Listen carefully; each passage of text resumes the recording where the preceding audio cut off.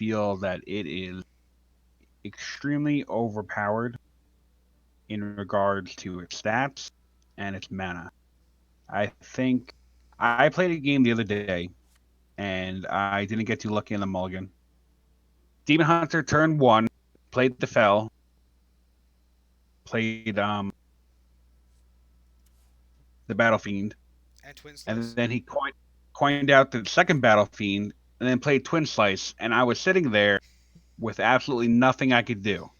I had 2 damage, and had 3 twos on the board. Turn we're gonna go up to a 4-2. So I was already turn 2, couldn't do anything. Had already taken over 10 damage. That is, in my opinion, like a perfect hand that person You- drew. And you, oh, this might only happen at least 3 times that night. I would just, The double that one battlefiend or time. just one? No, double Battle Fiend. That's ridiculous. Luckily, the other times I was able to deal with it. Like, so whenever I face Demon Hunter, I always figure, well, it's going to be either the combo or um, a Zooish kind of very average, but nerf or the combo anymore. So now I'm mulligan for the aggro version, so I can try and deal with the 3 twos, which I mean the 2 twos, which are inevitably going to be coming out. I think I've personally, I'm gonna swap it out for the Crimson Sigil Runner or the Urzel Horror, or the 2/1 that gives me another 2/1 to hand. But I'm definitely yeah, taking it out of the deck now. yeah. I mean, I thought it was way too strong for a card Well, to let me. even. If that card was a rogue card, would you think it's too strong? Yeah, because how long was that other card? The I can't remember the name of it. The bully. The 3 mana 3/3. Whenever it attacked, it would gain an attack. Well, no, it would get +1/+1. Oh, the Hench Clan Thug. Yeah, Yeah. I thought that card was ridiculous. And as soon as I saw the 1 mana 2/2 +1/+1, Actually, it's only getting. that's a really good point. Hench Clan Thug is a 3-drop 3/3 that it was 3-drop, Got right? one. That got nerfed to Yeah, 4 mana. And I didn't even think about that. If you compare that card to Battlefiend, Battlefield is ridiculously insane. 3 mana discount to just have -1, Well, the Thug, didn't it gain +1/+1? Not just one attack. yeah. It gained +1/+1, and then the Battlefiend gained 1 attack. But I still compare the two because you're going to be taking that damage unless you have some kind of removal. Late game, it sucks.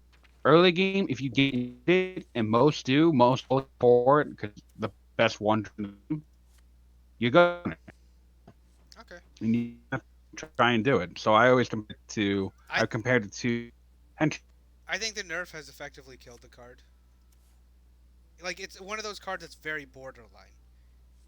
Like, the same way that Antian doesn't see any play anymore, I don't think Battlefield will be seeing a lot of play anymore. It might Yeah. see some fringe play, but I think that they handled it very poorly. If it turn 1 or early hand, opening hand, or turn 1 or 2 afterward, it's good. I think Anything after that, it's terrible now. I think Like absolutely dirt terrible. a better way to have nerfed this would have made it 2 mana and either a 2/3 or a 3/3. Because if it was a 2 mana 2/3, it could still see play and it wouldn't be as oppressive. 2 mana 2/3. Yes, It would be seeing play and everything. but it's a Yeah, 2 mana. every demon would be better than that. Yeah, but you're increasing the health. If it was a 2 mana 2/2, then we're talking. Then I'd be like, oh, I can see this as a card. Right But now, with 2 mana 2, that's really good. look at Demon Hunter's 2 mana minions, right? If you look at them, they have Furious Felfin, Netherwalker, and Sightless Watcher. That is it. Elfin and Nether. Yeah, Yeah, they only have the let's three. watch her. Now, Was it it, if Sightless Watcher was 2/3, be better. yes, So you want to make the Fel The Make it Battlefiend, a a 2 mana 2/3. 3/2. I don't care. But I think it should, rather than reducing the attack, you should increase the mana and then add to one of the stats.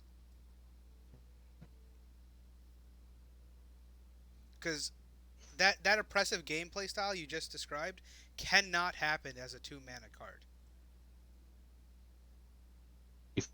But I it'd be a lot harder. Right, and that's the issue with it, is that it was oppressing people, and it was making gameplay really not fun when you open against that. I personally have Right. had the guy on the opposing team coin out both of them and play the twin strike. Twin slice. Yeah, and then I'm just like, okay, here's an immolation ore, and then they scoop because Right. they drew quote the god hand, they dumped it all on the board, they got smacked back down right away, and then they're like, all right, now I scoop because they have nothing left, Yeah. and that's Again, if you hit it, you hit it. But if you don't, and that's something that a lot of people don't think about, is that there are quite a few 2 mana removals that deal with it.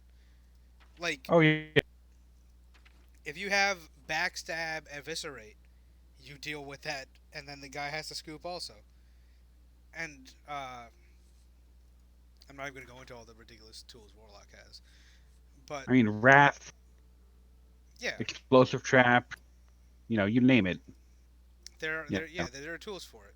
That's why I was thinking Crossbow. that they should change it a little bit rather than just a simple one attack nerf. But that's what they went with it, and I think that it's going to see reduced to no play now, personally, Yeah. because It's definitely gonna go down. there's so many better one drop minions that weren't probably getting their shine, and they're definitely going to now. And Battle Fiend is what do you call it? It's going to rotate out. It's part of the Initiate set. I hope it doesn't become part of the Classic, and it's always going to be a Demon Hunter card. I really do hope it rotates out. I was Yeah. thinking it would be like a fun card for the time, like give it its moment, But it's getting Yeah. nerfed right away. It's it's not as bad as Antian, who literally spent 2 days in play and will never ever see play again until maybe when they goes to wild and they nerf it back and they revert their nerf. But that's how it is. And I bring it Wait, up which a lot. one's? Antian is I'm sorry. is Which? the one that what used to be a 5 mana dormant, deal 10 damage when it awakens. Oh, right. I can't forget about that. I keep bringing it up because I think that nerf was ridiculously dumb. I'm forgetting because I disenchanted it as soon as that happened. Right, like it is just not even playable anymore. I Um, completely forgot about that card. all right, so let's before we get to the big one, let's go to the next one that I think has no issue. I don't even understand what this was. Glavebound Adept. It's going from Yeah, 7 attack to 5 attack. I'm sorry, 6 attack. What? What was yeah, I didn't really get that either. what was going on with this card that people were complaining and saying, "Oh, we need this card to be nerfed"? Was it just seeing so much play? Because honestly, I did take out Antian and I put Glavebound Adept in I don't because know. I mean, that's I my new 5 saw, drop. I see 5 drops, 4, and it's pretty bad. If your hero attack deal 4 damage, but I don't get why they're nerfing it down to 6. I don't get what it contended with. Yeah, I don't get what made it such a threat. I mean, if you have the removal, you're gonna remove. right. Like if a 6/4 and a 7/4 are still very threatening on turn 5, and a lot of times I Yeah, don't think it saw play on turn 5 because right. it's essentially combo deal 4 damage. Like It's like, yeah, if you had the 3, weapon already, okay. then I could see that as a big nerf. But a 6/4, I mean, it's still pretty good stats. Right. To me, the change, I don't even understand what was going on there, why they did it. I don't understand what kind of impressive playstyle was doing, because personally to me, I never saw a Glavebound Adept like, oh man, if that Glavebound Adept had one less attack, I would be fine. Like it's never been an issue. You kill it, you Yeah, kill it. If you can't kill it, you can't. That's it. I guess. I always figured Go on. I always figured that people used it more for the battle cry than actual stats. Yeah. So the thing I compare this to is that 5 drop 4/4. If you're holding a spell with 5 or more in your hand, deal 4 damage. Right. That's all That's the good amount main of one. play. It's actually still in standard, I believe. Is it still in Check. standard? Yeah, I'm gonna go look right now. I know the shaman one is. Yeah, Sun Reaver War Mage is still in standard. So it used to see a lot of play. I guess it doesn't anymore because it's being overshadowed by better things. It's definitely not being overshadowed Glaive uh, by Glaive Bound Adept, but Yeah. pretty much you could run it, I guess, because you are always holding a Skull of Gul'dan in your hand, especially now that it's Mm-hmm. a 6-drop. Sometimes you're also holding a Metamorphosis. But the point of the Glaive Bound Adept is that you have to usually equip a weapon or do some or spend the mana or set up to get the value of it. You can't just do it. And Right. the value of it is in the battle cry. I've killed people with the battle cry. And Right. if the battle cry got nerfed, I think I would just switch back over to the Sun Reaver, which is probably why they're not nerfing the battle cry. This is a classic card for Demon Hunter. It's going to be around for a while, but I just don't get what that was. I don't think it'll have any impact Yeah. at all on the card. I think they made this set with the Demon Hunter. They made all the cards, and I think they're just trying to tweak it all out now to try and see how balanced they can make it. Because when they first did this, like when they first came out, all I saw were Demon Hunters, and I thought, oh wow, this is very overpowering. And I think now they're trying to really fix it and put it right. I think right now it's in a decently good spot. I think one of the issues with Demon Hunter is that a lot of people are kind of bad and they don't know how to adapt to change very quickly. So, so when a new class comes out with 1 mana hero power starting the game, everyone's got this whole oh shit, it's already OP. I don't know what to do. I've had people in one casual thing while I'm trying to test out the combo just quit. Just they just straight up quit as soon as they saw Demon Hunter, Right. and I was like, okay. And then I had people who they're winning while I'm trying out something. They're just spamming taunts. I have, I don't know if you saw me use it yet. I have a wild deck that is just all legendaries, Right. and I use Demon Hunter as the class for it because it's the hero power allows me to curve better. Right. It's just a troll meme deck. It has no point. But people just start spamming emotes because I'm playing Demon Hunter and they realize I'm playing a bad deck. So it's like they're shot now to rub it in the face of a Demon Hunter player, I guess. Right. Libram of Justice. I think that is a very good buff. I think that is insane considering all of the Libram reductions that go on here. Oh yeah, Libra of Justice is such a good card. Right. If you're running the Libram package right now, which I'll show everyone,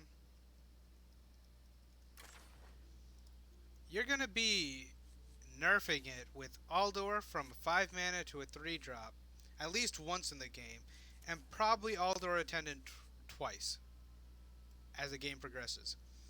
Now you Right. can't get it back with Lady Liadrin, but that's still you most of the time it's gonna be a 3 or 2 mana equality that equips a Light's Justice. Not only that, not only does it equip a weapon, but it also only affects the enemy minions, not even yours. That is a good point that I did not realize. Yeah, this card is going to be seeing a lot of play, and Yeah. this buff might put Paladin up to being a tier 2 deck.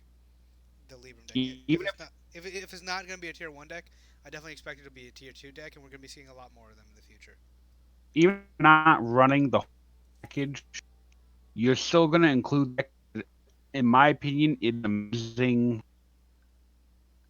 um, card for enemy minions Right, because like while Shrink Ray using didn't Paladin. see a lot of play, but it turned all minions, not just yours, all minions into 1/1s. Was it Right. Shrink Ray? What was the name of the card? Shrink Ray, yeah. Okay. Yeah. So the big problem with it was that it would always affect your board as well. As you just pointed out, Libram of Justice only affects the enemy, and it gives you the weapon to deal with whatever is there. Now, you might take a little bit of face damage, but personally, I will take 8 damage to kill Ragnaros. Absolutely. or the Lich King or whatever, because it's totally worth it just to get the dude off the board. But even if you run Wild Pyromancer and then you run Libram, the Pyromancer's still alive. So you essentially put down the Pyromancer, Yeah, I played the noticed that Libram, earlier. and you equality'd, but you don't kill off the Pyromancer, so you can continue using. I noticed you did that earlier when we were playing against each other. You played the Pyromancer and then you played the Libram, and I was thinking like, oh damn, that didn't affect his thing at all. It just straight up killed my board. Yeah, killed your entire board, and I still, and my one Pyromancer survived. Right, so Libram of Justice is going to be seeing a lot of play. Now for the one that I think was most necessary, although see a lot of people on the forums complaining that this was their only way to deal with Demon Hunter. It shouldn't be your only way to deal with Demon Hunter, then you're a bad player. Sacrificial Pact. Sacrificial Uh, Pact used to be destroy any demon, whatever one you want, for 0 mana and restore 5 health to your hero. The new one is destroy a friendly demon, one that you control obviously, and restore 5 health to your hero. So this went from being oppressive with the new expansion to being, I still say, a very good card for demons and for warlock in general. But not being oppressive against an enemy. So right. first of all, this expansion is Ashes of Outlands, introduced to a lot of demons, a lot of big demons. I stopped playing Magtheridon because of Sacrificial Pact. I was when the expansion first came out. You probably saw I was using Magtheridon, right? And Right. that's a lot of work you have to put into to getting a 12/12 out. Like, yeah, it destroys the board, but you have to play it and then kill 3/1/3s. 2 card investment. Usually you're doing a board wipe anyway, just to get it out. And then your opponent plays Zephyrus for 2 mana. Doesn't matter what class they are, they just play the Zephyrus. And he gives them Sacrificial Pact. And for 2 mana, they've Right. destroyed your commitment. Your big swing play, they've completely destroyed it and healed for 5 on top of that. It Well, that's is, something funny. yeah, it sounds funny, but honestly, it's just super degenerate. The I just before this, I played a game with a hunter. I was a hunter. He was a demon hunter. I played Zephyr. He played Magtheridon. I played Zephyr. I got Sacrificial Pact. Sacrificial Pact that killed it. I brewmastered Zephyr back into my hand. He played an 8/3 Death Rattle. When it dies, summon a random demon. I purposely killed it knowing I would get another Sacrificial Pact to deal with that demon for 0 mana. Then, after he did that, I brewmastered it again back to my hand and did it again because he played another one of the 8/3s, put a demon out onto the battlefield. Knowing that I would be able to kill it with Sacrificial Pact, and I would always get it from Zephyr, I just killed it instantly. I completely shut down his entire plan, his entire game. So I 100% agree without with this. without even running Sacrificial Pact, by the way. No, I was playing Hunter. And I think honestly that's the real reason. Zephyrus creates a lot of problems when he creates what he believes is the perfect card for you. Cards like Right. this that have no business being, like, honestly, if this was just a Warlock card, I'd be fine with it. Like, yeah, okay, so Warlock has a tool to deal with some demons. That's fine. The fact that it's now being allowed, not just this, by the way, a lot of cards Zephyrus is saying, hey, put in all of your decks. And it's not just something Zephyrus is doing to Highlander decks. You can literally play a deck that just draws through itself very quickly. And Yeah. it includes I, Zephyrus and Alexstrasza into it. the other day I played. I was facing a warrior, and I didn't think of a Zephyr at all, and he played Zephyr, and it wasn't a singleton deck at all, and he ended up winning because it drew him the perfect. He gave him the perfect out. Right. Because their deck is to just run through themselves really quickly. And that's one of the problems with the Sacrificial Pact, is that this card is, it's not even that Zephyrus gives it to everyone also, because Zephyrus still gives everyone Fireball, gives everyone Wind Fury and whatever when someone needs it. It's the fact that it is 0 mana.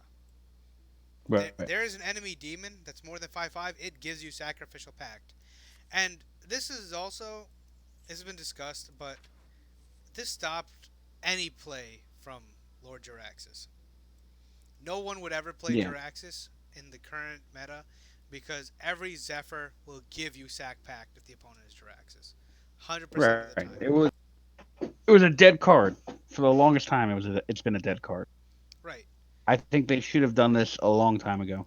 And now the only way to do that is to is to beat Jaraxxus and Sacrificial Pact yourself. Now, Right. some people are saying, oh, this card will no longer see any play at all. That's not true. Galakrond Warlock is still very strong, and I would always sacrifice a 1/1 imp to give myself 5 health. Oh, without a doubt.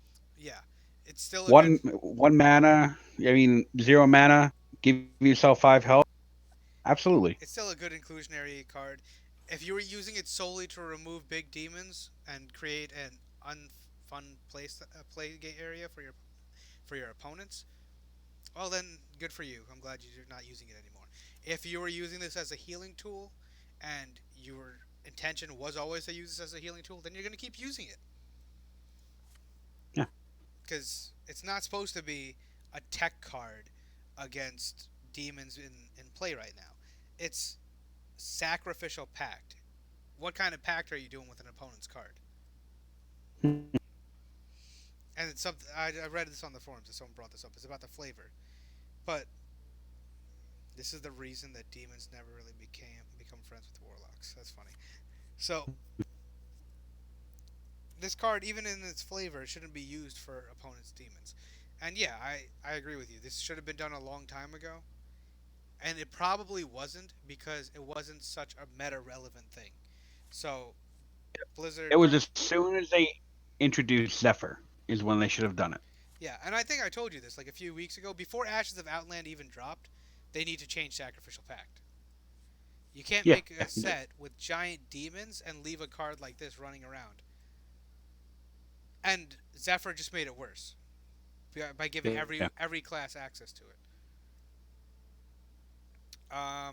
Blood Bloom and Open the Waygate are being changed. I don't really play Wild, so I don't care, and I don't have any thoughts on Yeah. that either. But from what I understand, the problem with Open the Waygate is that Archmage Valgoth gives you 2 turns when you play Open the Waygate and him on the same turn. Making it 8 spells instead of 6 doesn't seem to me wouldn't seem like it would matter at all. And Blood Bloom making it so you can't Blood Bloom Mecha'thun, discard your hand, and destroy the field to win the game seems good. I'm glad they got rid of that non-interactive gameplay.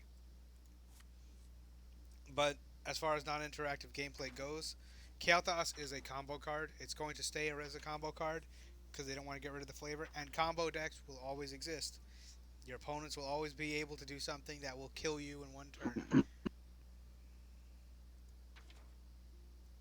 I mean, unless you're playing Warrior and you just get like 100 armor.